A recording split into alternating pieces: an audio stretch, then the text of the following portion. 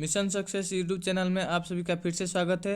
आज हम world geography का जो सन, मून और सोलर एक्लिप्स, लूनर एक्लिप्स का कुछ एमसीक्यू क्वेश्चन, उसके साथ कॉन्सेप्ट भी देखेंगे। चलिए पहला क्वेश्चन से शुरुआत करते हैं। The shining surface of sun is called. जो आपका जो सन का जो शाइनिंग सरफेस है, जो आप ऐसे ऐसे शाइन करता है, जो इस सरफेस को क्या बोलते हैं? हम फोटोस्फीयर बोलते हैं। अब इधर डायग्राम में भी देख सकते हैं, ये जो है ये आपका सन का जो शाइन करता हुआ सरफेस दिख रहे हैं चारों तरफ, ये है आपका फोटोस्फीयर। फोटोस्फीयर बोलते हैं, ठीक है। इधर आप देख सकते हैं, ये जो कुछ सरफेस है, ये सन का हो गया, कोर हो गया। इसके बाद आता है आपका ये फोटोस्फीयर आता है, ये जो लाइन वाला, ये पूरा ये फोटोस्फीयर आता है, देखिए। और ये होता है, उसके बाद आता है आपका क्रोमोस्फीयर। फोटोस्फीयर का टोटल कितना दूरी होता है? 500 किलोमीटर का होता है। और उसके बाद आता है आपका क्रोमोस्फीयर, ये होता है 1500 किलोमीटर। और उसके बाहर की तरफ आपका ट्रांजिशन जोन होता है। उसके बाहर के तरफ आपको दिखाई देता होगा, ये कोरोना है। ये जो कोरोना है आपका टोटल सोलर एक्लिप्स के टाइम ये आपको दिखाई देगा। ये इधर आप डायग्राम में देख सकते हैं, ये जो है राइट साइड में है, ये आपका कोरोना है। ये आप जो देख रहे हैं, ये वाला साइड को हम कोरोना बोलते हैं। ये कब दिखाई देता है? ये आपका टोटल सोलर एक्लिप्स जब होता है, जब सोलर एक्लिप्स यानी जो सन, मून, अर्थ एक लाइन में एक सरल रेखा में रहते हैं, मून बीच में आ जाता है। इसी टाइम कंप्लीट सोलर एक्लिप्स जब होगा, आपको कोरोना दिखने को मिल जाएगा। यह आपका कोरोना। ये कोरोना हर टाइम आपको दिखने के लिए इसीलिए नहीं मिलता है, आपका जो सन का जो फोटोस्फीयर है, जो शाइनिंग सरफेस है, इसके वजह से ये क्या हो जाता है? छुप जाता है। जब ये शाइनिंग सरफेस ढक जाता है जो मून के द्वारा, जो सोलर एक्लिप्स के टाइम, इसी टाइम आपको कोरोना को दिखने मिलता है, ठीक है।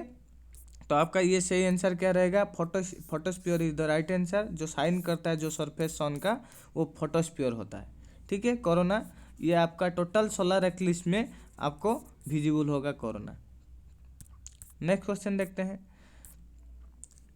इन the time of solar eclipse the position of earth, sun and moon, इसका पोजीशन क्या होता है? अभी अभी बताया मैं। आपका जो सोलर एक्लिप्स होता है, इधर देखिए, आपका इसका पोजीशन होता है क्या? मून, सन एंड अर्थ के बीच में आ जाता है। तो ये एक्लिप्स क्या होता है? एक्लिप्स का मतलब होता है किसी के ऊपर, मतलब जो छाए हैं, ये मतलब शुरू होना को बोलते हैं एक्लिप्स। देखिए इधर जब सन का लाइट ये गिर रहा है, पृथ्वी के ऊपर गिर रहा था, लेकिन इसका बीच में कौन आ गया? मून आ गया। तो मून आने के कारण ये दिन के टाइम में होता है, डे टाइम में होता है, जब आपका न्यू अमावस्या की तिथि में होता है सोलर एक्लिप्स, जो न्यू मून डे बोलते हैं। न्यू मून डे मतलब अमावस्या तिथि में, ये दिन के टाइम में आपको दिखाई देगा। देखिए दिन के टाइम सूर्य का रोशनी जो है अर्थ के ऊपर गिर रहा था, लेकिन बीच में कौन आ गया? मून आ गया। तो इसीलिए जो सन का लाइट अर्थ का इतना हिस्सा तक ये नहीं पहुंच पाए, इधर थोड़ा अंधारा अंधारा हो गया, इसीलिए बोलते हैं इसको एक्लिप्स। तो अंधारा तो पूरा नहीं होता है, देखिए ज़्यादा अंधेरा होता है, और साइड में क्या होता है? कम अंधेरा होता है। इधर देखिए सामने वाला जो हिस्सा में ये कर रहा हूँ, ये हिस्सा में ये मतलब पृथ्वी के ऊपर ज़्यादा अंधेरा दिख रहा है, इसको बोलते हैं हम अम्ब्रा, अम्ब्रा बोलते हैं। लेकिन इस साइड में आप देखेंगे, साइड में ये वाला हिस्सा में देखेंगे, तो ये क्या होता है? थोड़ा कम अंधेरा होता है अर्थ के ऊपर, इसको बोलते हैं हम पेनुम्ब्रा बोलते हैं। तो अम्ब्रा कौन है? जो मून आने के कारण, जो कुछ भी ऑब्स्ट्रकल जो बीच में आने के कारण क्या होता है, आपका जो पृथ्वी का ऊपर जो छाया सृष्टि होता है, अम्ब्रा, उसको अम्ब्रा बोलते हैं। जो डीप वाला होता है, बहुत गहरीला, लेकिन साइड में जो थोड़ा थोड़ा सा लाइट पास कर रहा है, उसके हिसाब से साइड में कम अंधेरा होता है, उसको बोलते हैं पेनुम्ब्रा, ठीक है। सोलर एक्लिप्स में क्या होता है? ये फुल न्यू मून डे यानी अमावस्या की तिथि में होता है, जब मून क्या करता है? सन और अर्थ के बीच में आ जाता है, इसको बोलते हैं सोलर एक्लिप्स। इधर ऐसा ही आंसर क्या रहेगा? Moon comes between sun and earth, इसको सोलर एक्लिप्स बोलते हैं, ठीक है। चलिए इधर देखते हैं। What is the core temperature of sun का जो कोर है, सन का जो अंदर वाला कोर है, जो उसका कितना टेम्परेचर होता है? ये होता है आपका 15 million degree centigrade. 50 million degree centigrade. अगर फ़ारेनहाइट में ये आ जाएगा आपका, आप लगभग 27 मिलियन डिग्री फ़ारेनहाइट आ जाएगा फ़ारेनहाइट में। लेकिन ये डिग्री सेंटीग्रेड में पूछा है, तो 15 मिलियन डिग्री सेंटीग्रेड। ये जब इसका कोर में होता है, कोर में होते होते ही जब सरफेस तक आता है ये 6,000 डिग्री तक आ जाता है, मतलब घटते हुए कम होते हुए कोर से कम कम होके ये सरफेस के तरफ इसका सन का जो सरफेस होता है उधर कितना हो जाता है 6,000 डिग्री सेंटीग्रेड। तो आपको अच्छे से ध्यान देना है, कोर में पूछा है तो 15 मिलियन और सरफेस में पूछा है तो 6,000 डिग्री सेंटीग्रेड होता है सरफेस का। ठीक है, देखिए इधर which gas is mainly present in sun. Sun में सबसे ज़्यादा कौन सा गैस है, ये होता है आपका हाइड्रोजन। सन का जो एनर्जी मिलता है आपको, लाइट एनर्जी जैसे हो गया, लाइट के जैसे रूप में आपको एनर्जी मिल रहा है सन से, ये होता है एक प्रोसेस से जिसको बोलते हैं न्यूक्लियर फ्यूजन। फ्यूजन प्रोसेस से हमको जो सन का एनर्जी, लाइट एनर्जी प्राप्त होता है। ये क्या होता है, न्यूक्लियर फ्यूजन होता है, एक होता है फिजन। ज़्यादातर स्टूडेंट कंफ्यूज होता है फिजियन होगा या फ्यूजन होगा। देखिए सन का स्पेलिंग अगर देखेंगे SUN है, मतलब बीच में यू है, तो इसमें देखिए फिजियन और फ्यूजन में भी एक कॉमन आ रहा है क्या, यू, यानी सन पर फ्यूजन होगा। ये फ्यूजन प्रोसेस क्या करता है, दो हाइड्रोजन एटम मिलकर एक हीलियम एटम को बनाता है। तो दो हाइड्रोजन मिलकर हीलियम बनाता है और इसके चलते चलते हमको एनर्जी मिलता है, रोशनी मिलता है, लाइट एनर्जी मिलता है, ये होता है। तो सबसे ज़्यादा कौन सा होता है, हाइड्रोजन। हाइड्रोजन कौन से दो मिलके आपका हीलियम में कन्वर्ट हो जाता है। देखिए जो फ्यूजन है, छोटा छोटा चीज़ मिलकर बड़ा बनाता है, जैसे हाइड्रोजन छोटा छोटा मिलकर एक हीलियम बड़ा बना रहा था, ठीक है। लेकिन फ्यूजन जो है ये क्या होता है, एक बड़ा टूट कर छोटे छोटे में कन्वर्ट हो जाता है। जो आपका हाइड्रोजन बम है ये फिजियन के ऊपर बेस है, और जो न्यूक्लियर बम है ये जो फिजियन के ऊपर बेस है। मतलब और एक बार बता देता हूँ, जो फ्यूजन है ये हाइड्रोजन बम के लिए, हाइड्रोजन बम जो होता है ये फ्यूजन प्रिंसिपल को फॉलो करता है। लेकिन जो एटम बम होता है, एटम बम ये होता है आपका फिजियन के हिसाब से, फिजियन को प्रिंसिपल को फॉलो करता है आपका एटम बम। ठीक है, तो hydrogen is the right answer. How much time take sunlight to reach earth, ये पिछला वीडियो में मैं कराया था, जो लगभग 8 मिनट लगता है, लेकिन इसमें 8 मिनट भी है और इसके साथ साथ 8 मिनट 20 सेकंड, यानी 8 मिनट 20 सेकंड भी है। तो क्या होगा आंसर, ये होगा 8 मिनट 20 सेकंड वाला इधर राइट आंसर। कहीं कहीं आपको 8 मिनट 17 सेकंड 18 सेकंड भी दिखने के लिए मिल जाएगा कोई कोई बुक में, लेकिन आपको मान के चलना है 8 मिनट 20 सेकंड लगता है सन का जो रोशनी है ये अर्थ तक पहुँचने में। ठीक है, 8 मिनट अप्रोक्सीमेटली होता है। अगर ये 8 मिनट 20 सेकंड वाला ऑप्शन नहीं होगा तो 8 मिनट लगा सकते हैं आप। ठीक है, तो आपको बताया होगा जो 1 मिनट 30 सेकंड लगता है ये मून का लाइट जो अर्थ में पहुंचने के लिए। Lack of atmosphere in moon resulting in, मतलब इसका मतलब ये है आपका जो मून का जो है एटमॉस्फेयर नहीं होता है, तो इसके वजह से, इसके कारण क्या होता है, देखिए आपका जो एक साउंड है, जो साउंड है इसको ट्रैवल करने के लिए एक मीडियम ज़रूरत, मतलब साउंड मान चलो इधर कोई साउंड प्रोड्यूस कर रहा है, ये साउंड को इधर तक आपको सुनाई दे रहा है, तो ये किसी लिए संभव हो पाता है, इसका अदर कोई मीडियम होता है। जैसे आपका एयर हो गया मीडियम, कुछ ना कुछ मीडियम होगा, तो कुछ ना कुछ साउंड को ट्रैवल करने के लिए कुछ मीडियम चाहिए। लेकिन जो आपका मून का एटमॉस्फेयर नहीं होता है, यानी कोई भी एयर भी नहीं होता है, तो मीडियम क्या कहाँ से आएगा, मीडियम नहीं आएगा, तो साउंड कहाँ नहीं जा पाएगा, साउंड एक जगह से दूसरे जगह तक नहीं पहुंच पाएगा। तो साउंड को जाने के लिए मीडियम ज़रूरत होता है। तो इसीलिए ये क्या हो जाएगा आपका आंसर, तो मून के एटमॉस्फेयर में जो एटमॉस्फेयर नहीं होता है, इसीलिए इसका रिजल्ट क्या आ जाएगा, not hearing of sound. Sound आप सुन नहीं सकते हैं, एक दूसरे से बात नहीं कर सकते हैं, करेंगे तो भी आपको दूसरे बंदा को सुनाई नहीं देगा, तो मशीन वगैरह यूज करेंगे। तो ठीक है, तो साउंड कैसा होता है, देखिए एक होता है इलेक्ट्रोमैग्नेटिक वेव और होता है मैकेनिकल वेव। जो साउंड आपका है, साउंड जो है ये आपका मैकेनिकल वेव होता है। मैकेनिकल वेव क्या होता है, जो जिसको ट्रैवल करने के लिए मीडियम ज़रूरत होता है, इसको मैकेनिकल वेव बोलते हैं। लेकिन इलेक्ट्रोमैग्नेटिक वेव क्या होता है, जिसको ट्रैवल करने के लिए कोई भी मीडियम ज़रूरत नहीं होता है, उसको इलेक्ट्रोमैग्नेटिक वेव बोलते हैं। साउंड कैसा होता है आपका, मैकेनिकल वेव होता है। What is the diameter of moon, जो मून है, मून का जो व्यास पूछा है यानी डायमीटर पूछा है। डायमीटर होता है 3475 किलोमीटर का, ठीक है। 3475 किलोमीटर होता है इसका डायमीटर। अगर रेडियस पूछेगा, इससे डिवाइड 2 कर देंगे तो इसका रेडियस भी निकल के आ जाएगा। इससे एक क्वेश्चन बनता है, मून का डायमीटर आपको पता है 3475 किलोमीटर, और रेडियस इसमें निकल के आ जाएगा, डिवाइड 2 करेंगे तो इसका एक क्वेश्चन बनता है सरकमफेरेंस। सरकमफेरेंस जो बनता है, ये आपका क्या बनता है, मून का सरकमफेरेंस यानी परिधि कितना होता है, ये आप 2πr के हिसाब से लगा सकते हैं। 2πr मतलब रेडियस, रेडियस मतलब 3475/2। ये मतलब सॉल्व करोगे तो आपका लगभग 10,864 यानी ऑप्शन नंबर 3 जो है ये किलोमीटर निकल के आ जाएगा। तो आपको पता चल गया होगा, जो मून का जो डायमीटर होता है 3475 किलोमीटर, और ये जो सरकमफेरेंस होता है इसका सरकमफेरेंस 10,864 किलोमीटर, ठीक है। 6,408 का होता है रेडियस। अर्थ का जो रेडियस होता है ये होता है 6,400 किलोमीटर लगभग, ठीक है। चलिए next question, when is lunar eclipse occurs. Lunar हम पिछले क्वेश्चन में देखे थे सोलर एक्लिप्स के बारे में, इसमें देखेंगे लूनर एक्लिप्स। लूनर एक्लिप्स कब होता है, जब सन और मून के बीच में कौन आ जाता है, अर्थ आ जाता है।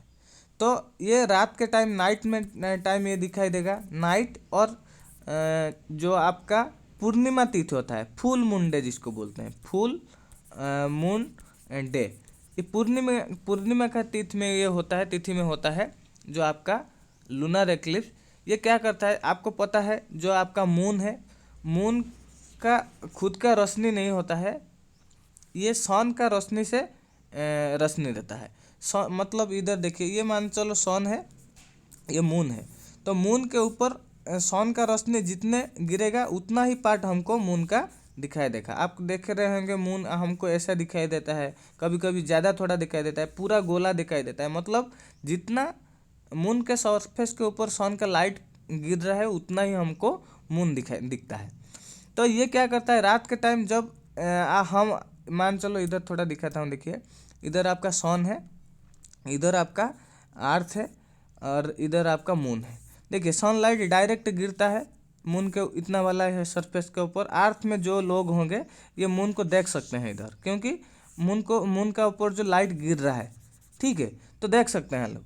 लेकिन इस डायग्राम में देखिए, जब अर्थ बीच में आ जाता है, जब अर्थ बीच में आता है, देखिए ये सन का जो लाइट है ये कहाँ पर, मून पर गिर रहा था, लेकिन अभी क्या आ गया, जो उसका बीच में कौन आ गया, अर्थ आ गया, जो सन का लाइट मून के ऊपर गिर नहीं पाएगा।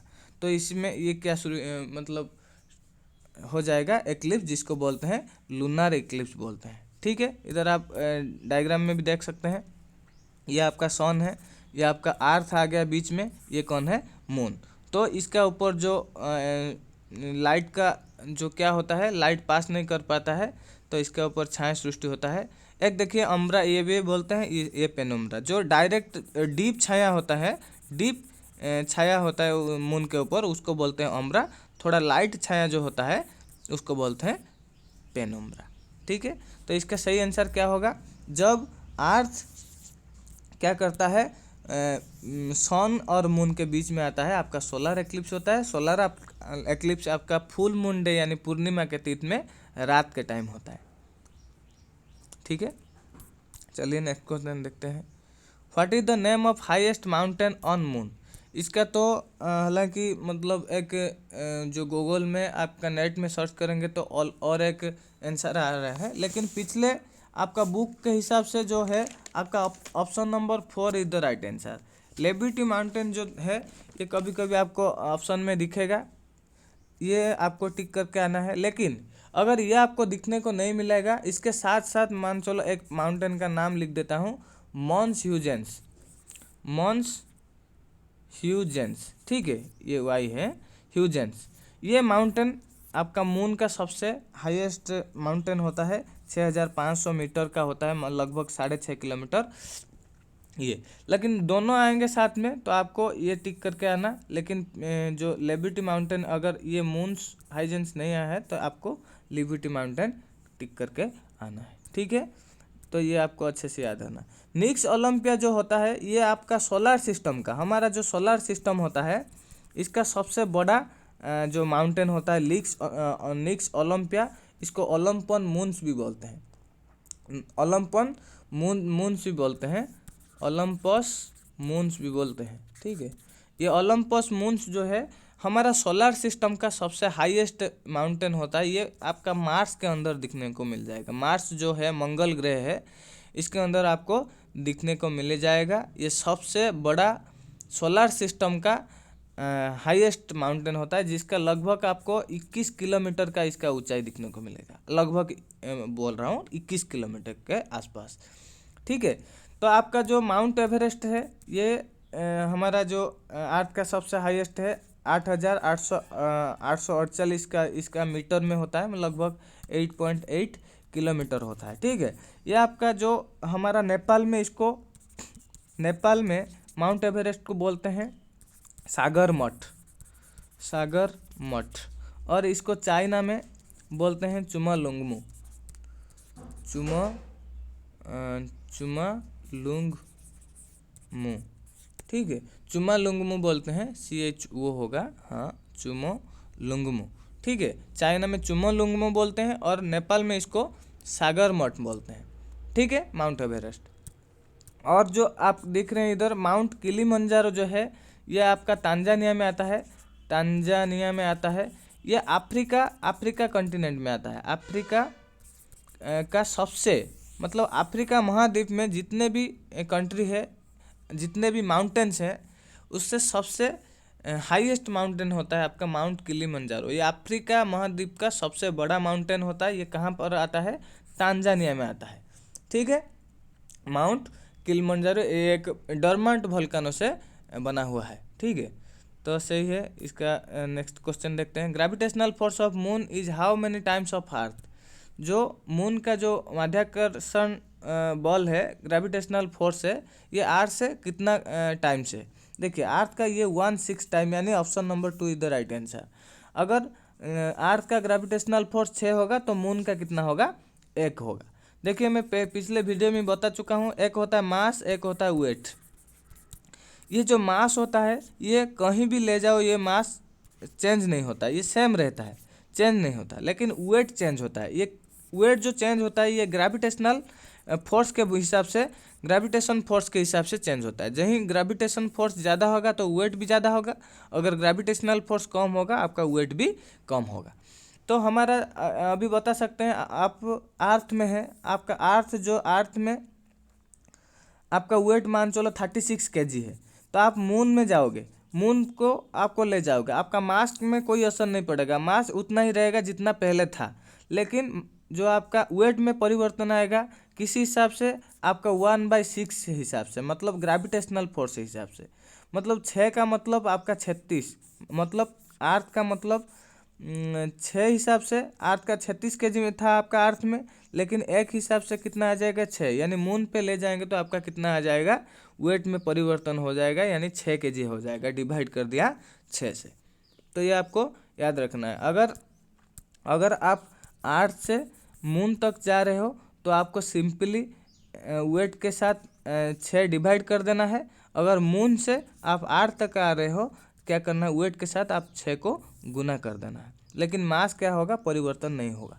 आपका जो ऑप्शन नंबर डी है 1/4 टाइम, ये जो मून का मास है 1/4 ऑफ अर्थ होता है। मून का जो मास है मून का जो मास है कितना बड़ा होता है? ये 1/4 ऑफ अर्थ होता है। Study of moon is called, moon का स्टडी को हम बोलते हैं सेलेनोलॉजी।